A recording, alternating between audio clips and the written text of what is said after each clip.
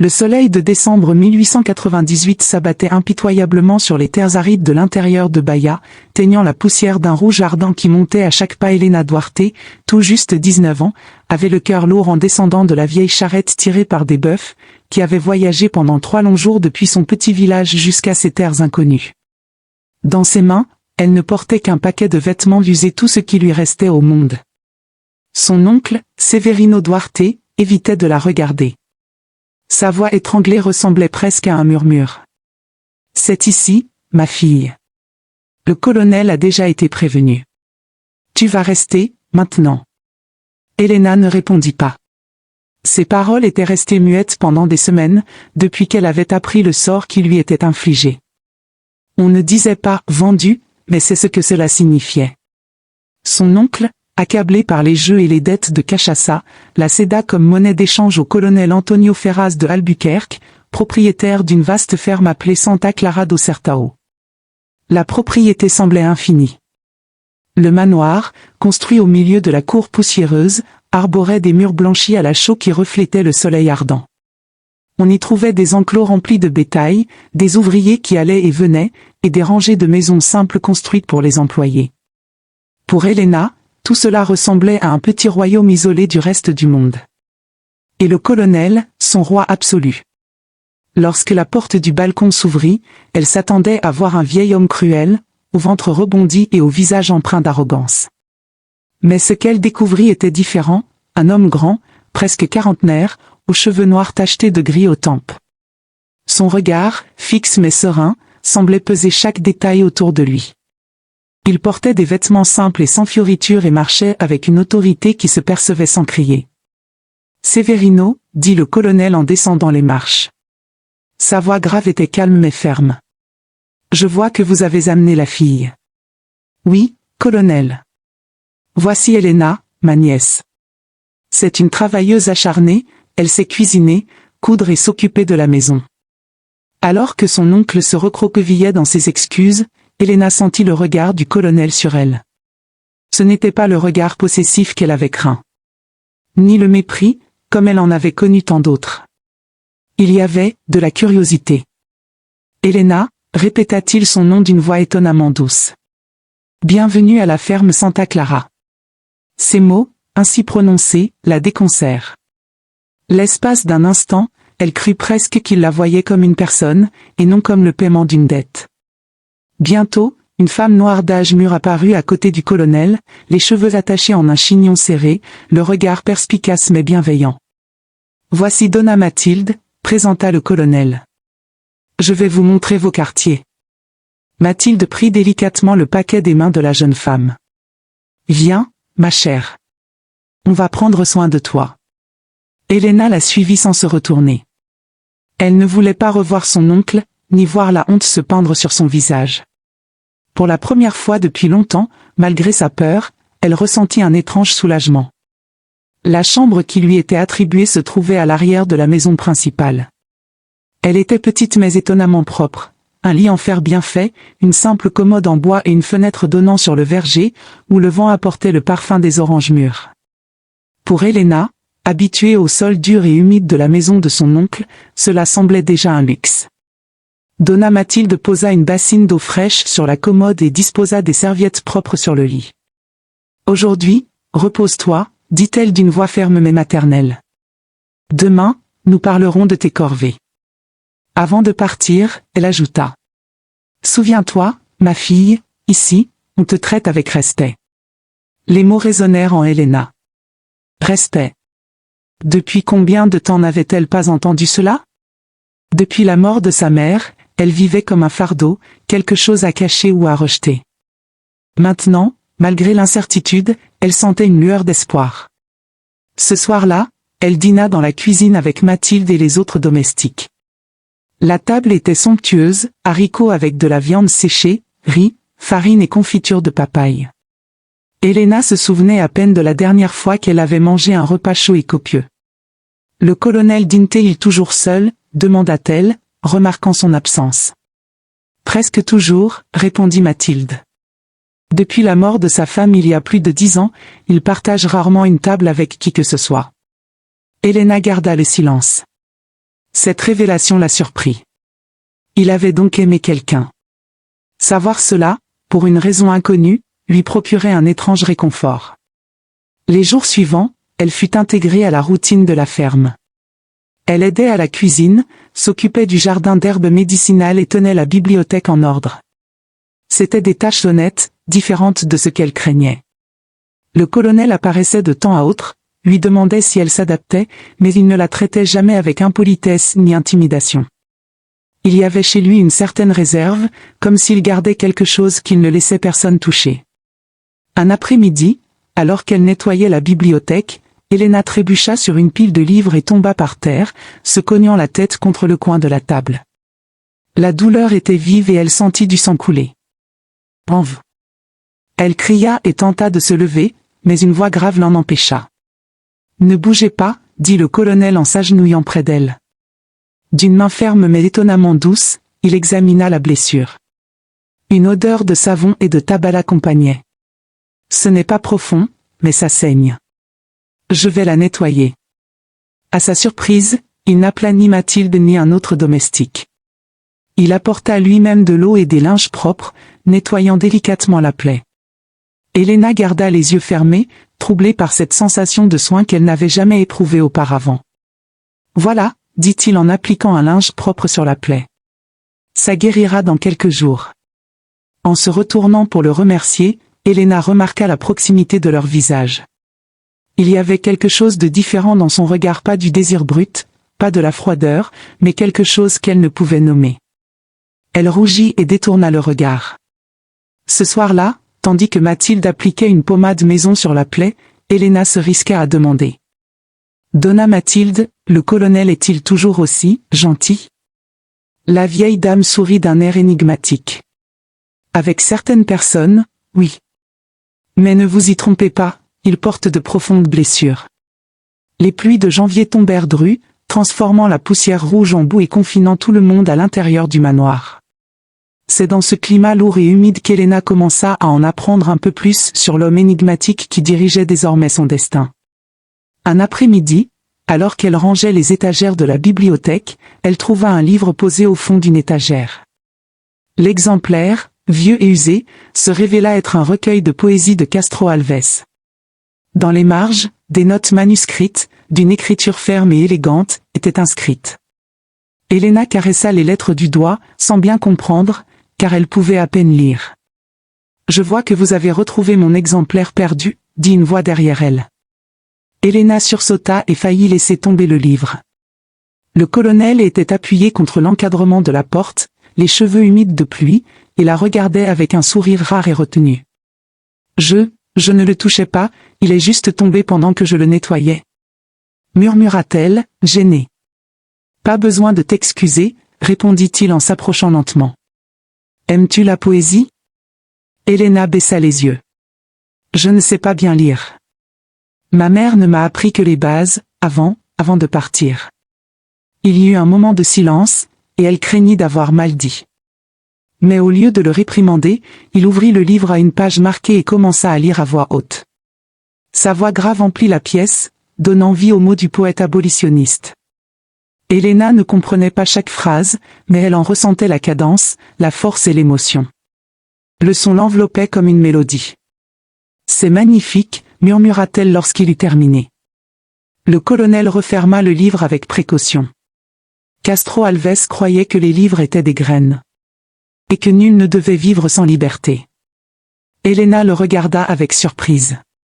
Il était rare d'entendre un colonel de l'arrière-pays parler de liberté avec autant de respect. « Et vous, vous y croyez aussi ?» Il se dirigea vers la fenêtre, dont les carreaux ruisselaient de pluie. L'esclavage est une souillure qui n'aurait jamais dû exister. Ici, j'ai libéré tout le monde bien avant la ley Aurea, loi d'or.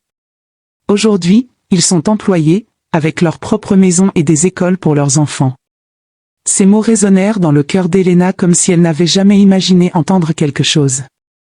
Pourquoi un homme d'un tel pouvoir avait-il une telle vision? Et, plus encore, pourquoi s'était-il donné la peine de la partager avec elle, une jeune fille donnée en paiement de dettes? En ces jours pluvieux, quelque chose changea. Le colonel commença à poser à Elena des questions, des détails sur la maison, sur la façon d'améliorer le travail des employés. Et, pour la première fois, non seulement quelqu'un écoutait ses idées, mais les prenait au sérieux. Les femmes des cow-boys ont dit qu'elles aimeraient une cuve en pierre près de la rivière pour laver le linge ensemble, suggéra timidement Elena un matin. Bonne idée, répondit-il d'un ton neutre. Je m'en occupe. Elena le regarda, surprise. Vraiment? Bien sûr. C'est efficace et juste. Son cœur battait la chamade. Jamais de sa vie personne n'avait pris ses paroles en considération.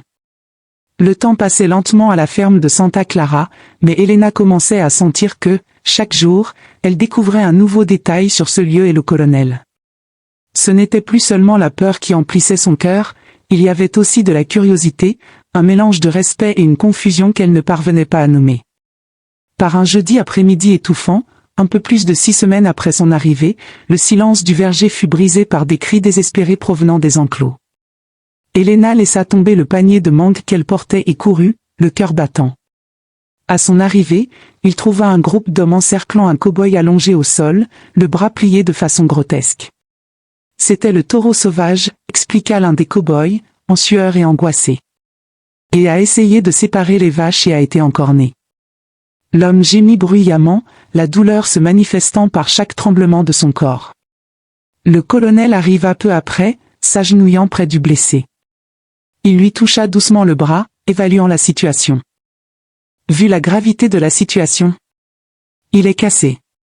Il faut l'immobiliser avant de le déplacer. On a fait venir le médecin? Il est déjà parti, colonel. Mais avec cette route détrempée, il reviendra demain. Elena, observant attentivement, sentit le souvenir de sa mère lui revenir à l'esprit.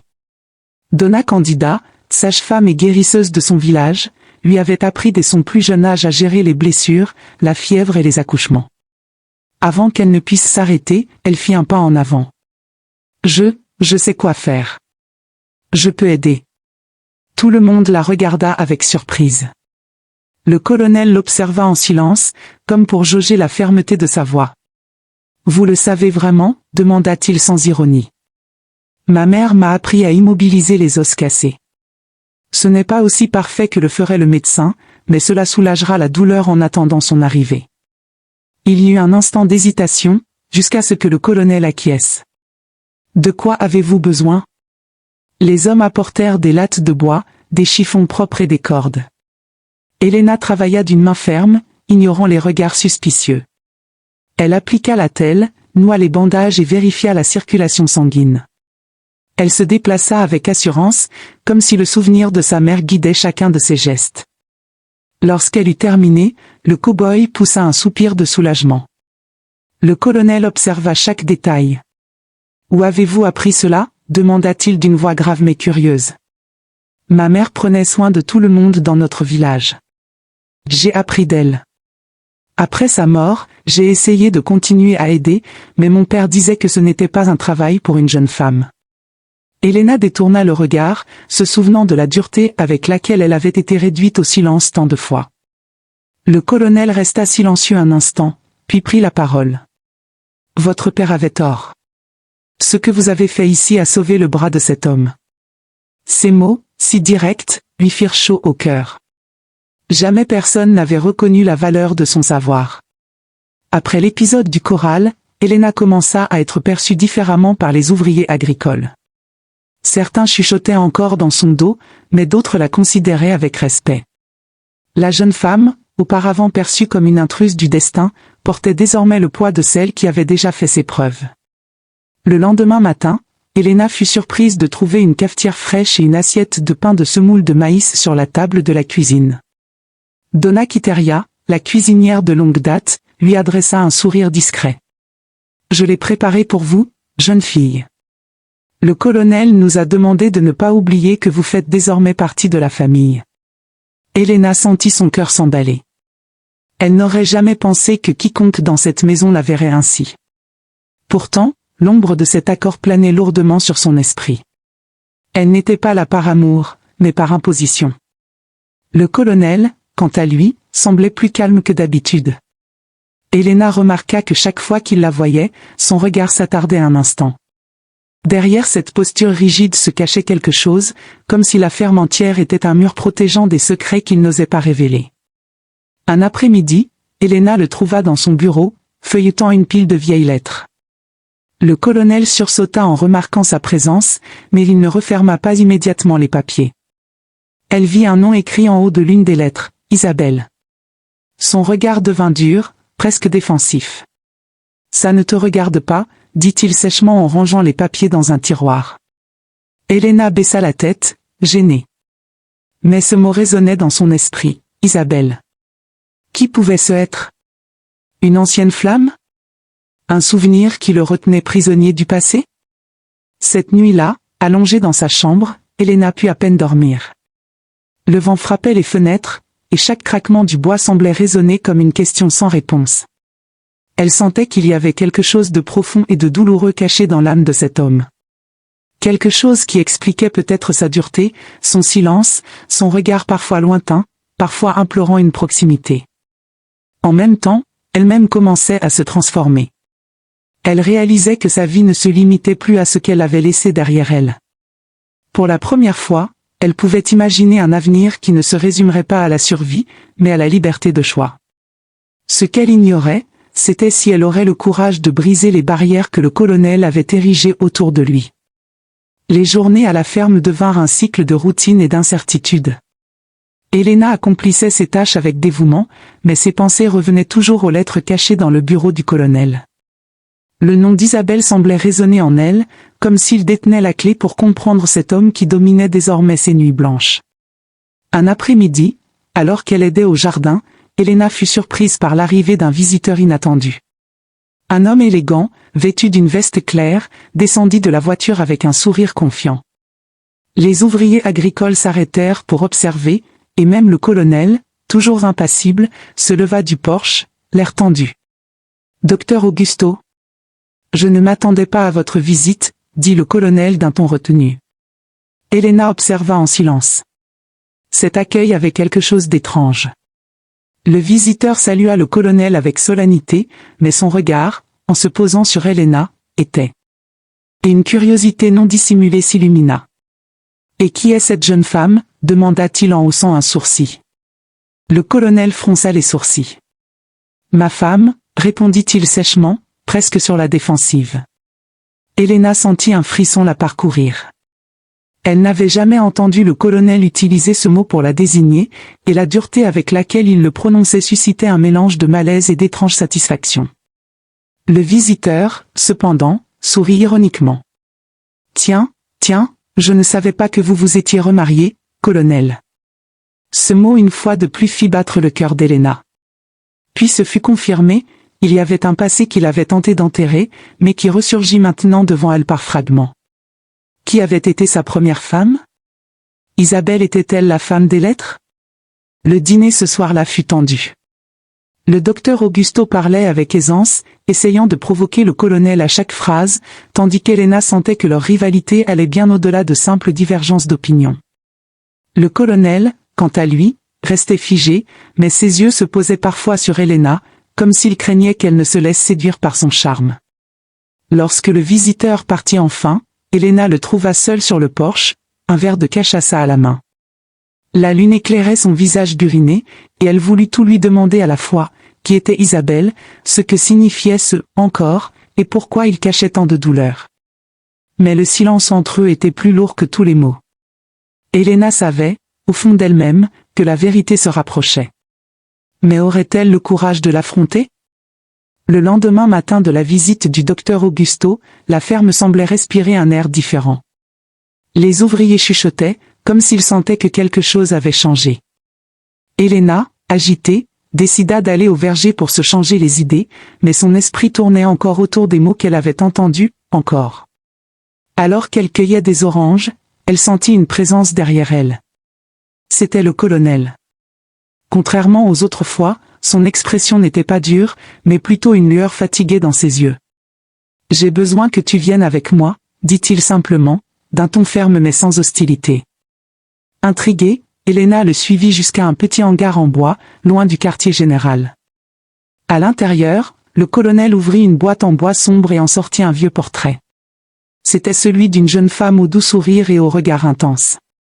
C'était Isabelle, murmura-t-il, presque comme s'il se parlait à lui-même. Helena se sentit essoufflée. Enfin, une partie de l'énigme se révéla. C'était ma femme. Elle est morte il y a de nombreuses années. Le colonel ferma les yeux un instant, comme si chaque mot était un fardeau. Isabelle était la lumière de cette ferme, mais le destin était cruel. Helena n'osa pas l'interrompre. Sa voix exprimait une douleur qui ne nécessitait aucune question. Depuis que je l'ai perdue, je ne suis plus le même. Augusto. Le nom sortit avec une pointe d'amertume, a toujours essayé de se rapprocher d'elle, même quand nous étions mariés. Et maintenant, quand il la voit en toi, il pense pouvoir me faire du mal à nouveau. Le cœur d'Helena s'emballa. La vois-tu en moi? Cela la laissa perplexe, mais aussi étrangement touchée. Colonel. Je ne suis pas Isabelle, dit-elle d'une voix basse mais ferme.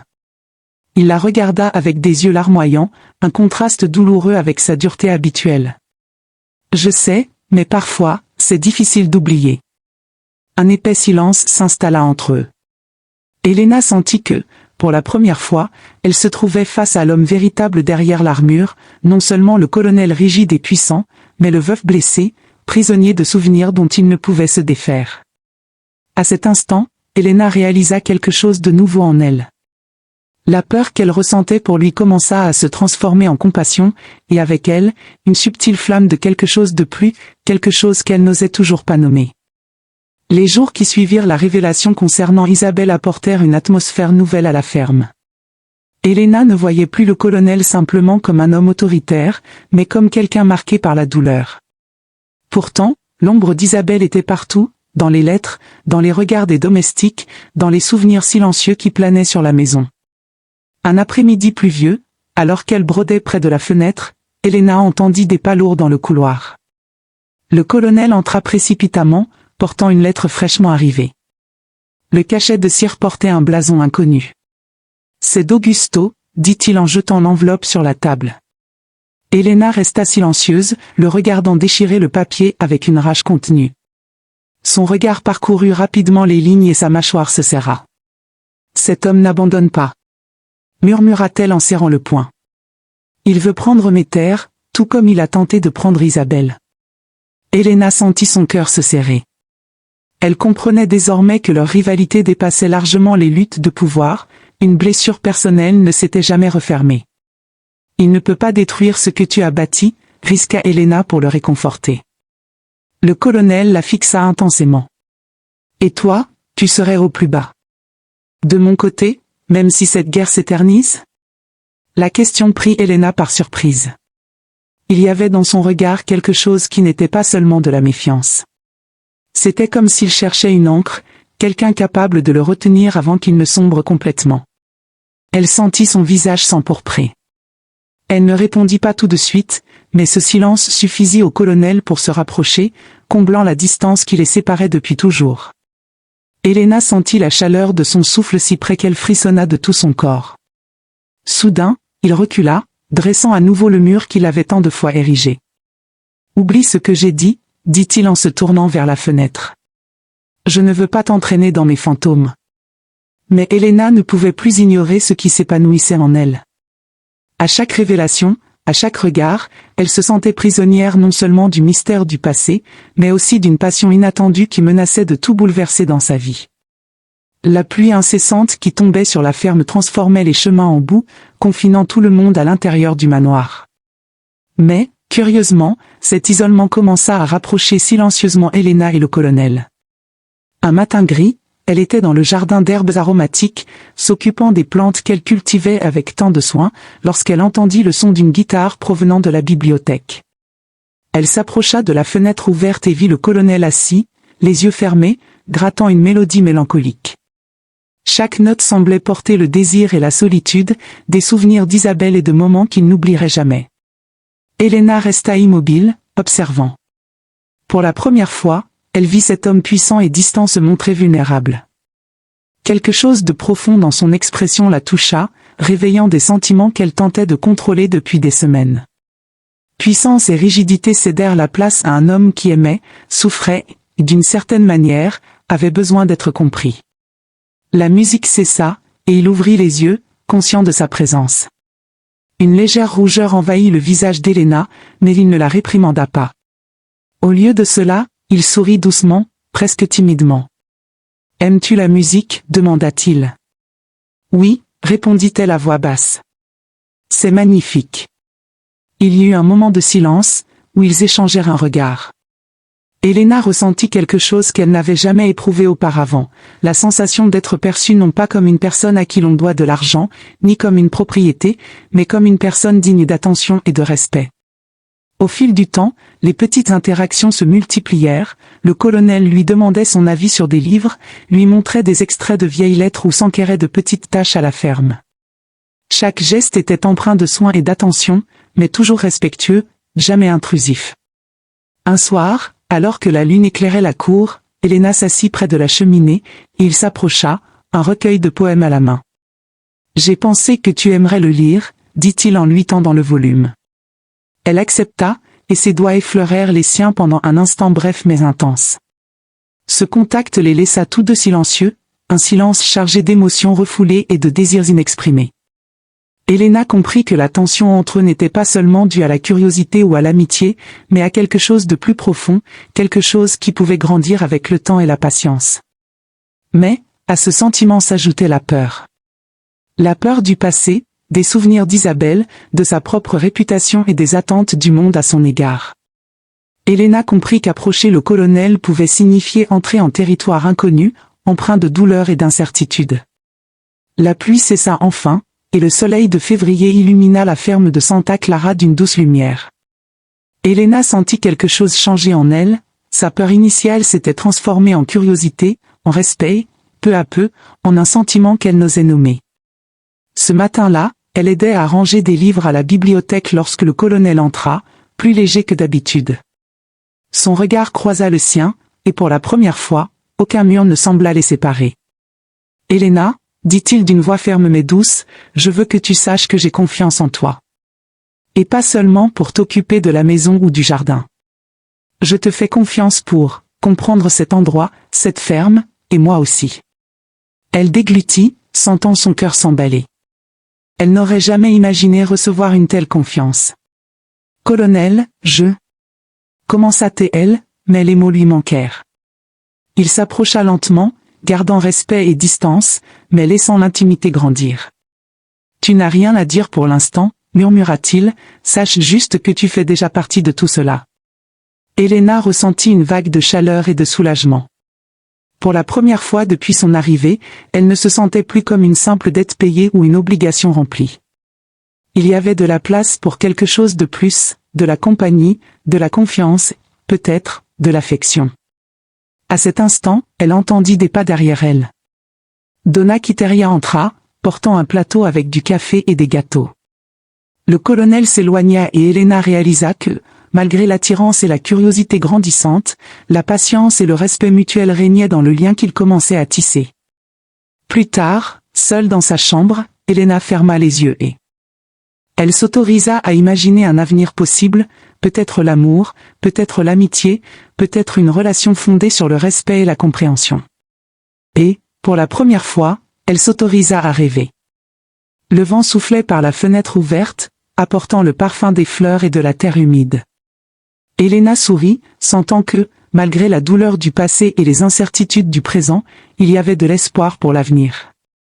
Et dans le silence de la nuit, elle pensa, peut-être que le destin a vraiment guidé mes pas jusqu'ici. Et vous, croyez-vous qu'Elena et le colonel parviendront à surmonter le passé et à construire quelque chose ensemble? Dites-le nous dans les commentaires.